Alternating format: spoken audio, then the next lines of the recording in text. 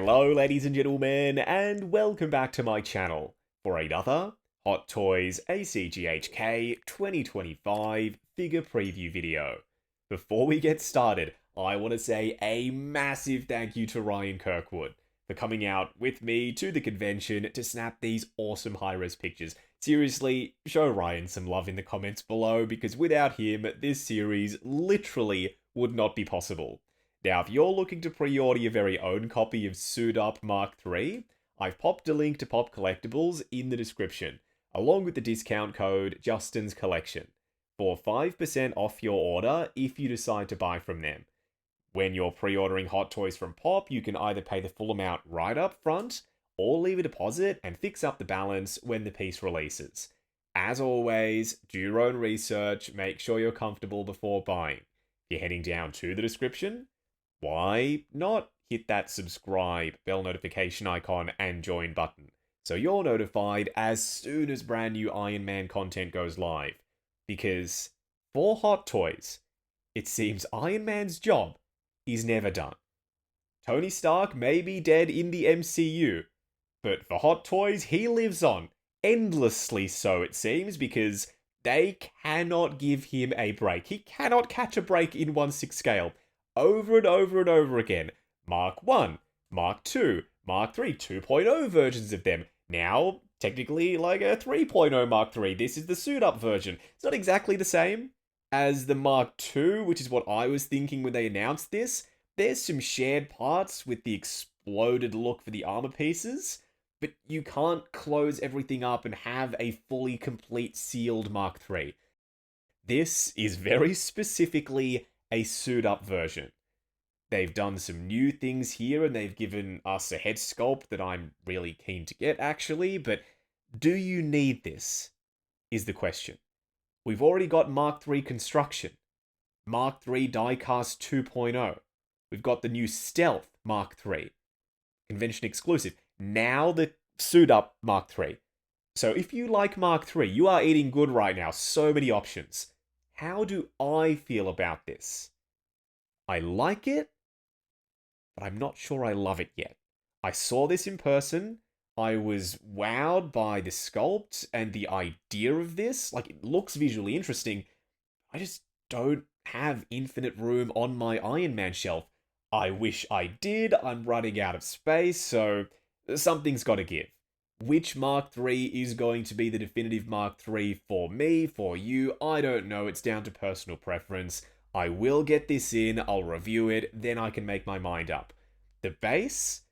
Metallic red crotch grabber. That was my takeaway, having seen this in person at the convention. They very rarely color crotch grabbers, but they've done it here, and this base may have started off life as a Flash movie base mold, but it has very quickly become the de facto go-to Iron Man base mold because it looks exactly like an arc reactor.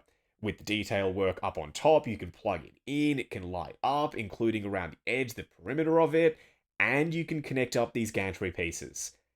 The base, believe it or not, is actually one of the reasons why I am drawn to this. It's a circular centerpiece style base. If you've got an Iron Man 1 display, with Mech Test Tony and Mark 1, 2, 3, and Ironmonger, this could potentially go smack bang in the middle of that mini collection and represent the moment where, Pepper walks in on Tony trying to get out of the Mark III. It's by no means a full gantry, it's just a collapsed version of it, and if you wanted to pop another Iron Man figure on this base, the regular Mark III with the battle damage pieces, you could absolutely do that. But check out the detail underneath the exploded look for these panels.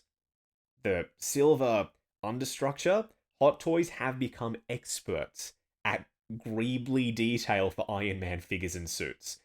All of the little linkages and the pistons and screws and whatnot, this is a feast for the eyes. It's one of the more interesting looking Mark IIIs, I will give it that. Then for the paint apps, they started doing the satin finish with the 2.0s, and they've continued that with this Suit Up Mark III. They're not doing that high gloss candy looking red for the hot rod red color. It's now that more dull satin finish with the silver chipping and a little bit of scuffing on the surface. That does look more movie accurate to me. And we've got the silver ribbing detail work for the hip area. That is very different versus the regular diecast Mark III. I am looking at it right now as I'm filming this, just so I have a point of reference to compare this one to it.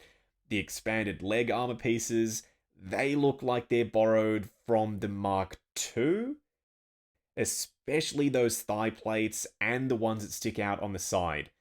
The stuff down below for his shins, that looks to be bespoke to this piece. So there is some reuse from the Mark II, but also a lot of new stuff. The hips are new, the lower shins are new, and what's going on with the torso and a little bit on the arms as well. I would have loved if you could have collapsed everything up and made this just a clean Mark III.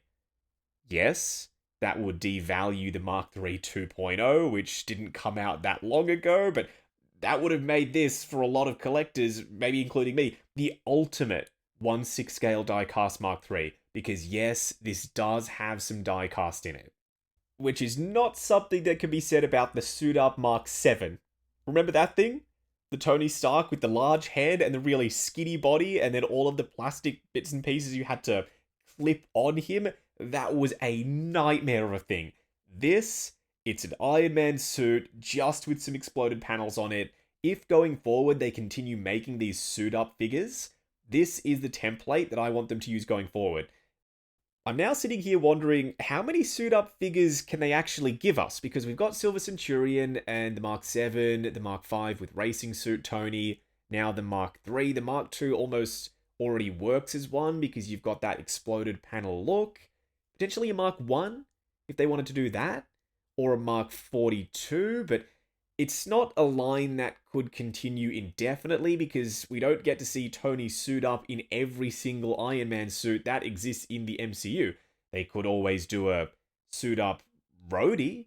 That would be unique. I'd be down for that. We'll just have to wait and see how this line progresses, if you want to call this suit up series a line. The expanded shields on his arms, reuse from the Mark III, but the bits that stick out for his biceps, that's new. There's detail underneath those gold plates. And we've got all the expanded sections on his chest, as well as his ab area. This isn't going to have as much articulation, if I had to guess, as the regular Mark III, so just expect there to be some limitations. The head sculpt, or the helmet. You get the fully enclosed look, but they've brought back the Tony Stark face underneath the faceplate. Because with these early Iron Man suits, when Tony wanted to reveal his face, the faceplate just popped up. The entire helmet didn't vanish like what was happening when he was wearing nanotech suits. They brought it back, and they've given it moving eyes. Unfortunately, they didn't have the faceplate up at the convention, so I can't show you what it looks like, but if you check out the promo pictures, you will see it.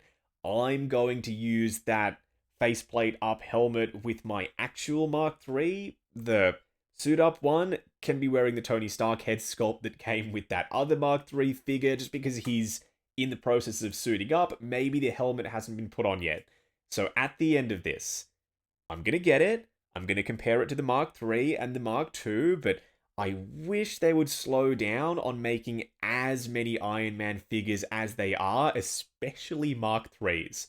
Now, if you're looking to get this, I've popped a link to Pop Collectibles in the description, along with the discount code Justin's Collection, for 5% off your order if you decide to buy from them. As always, do your own research, make sure you're comfortable before buying.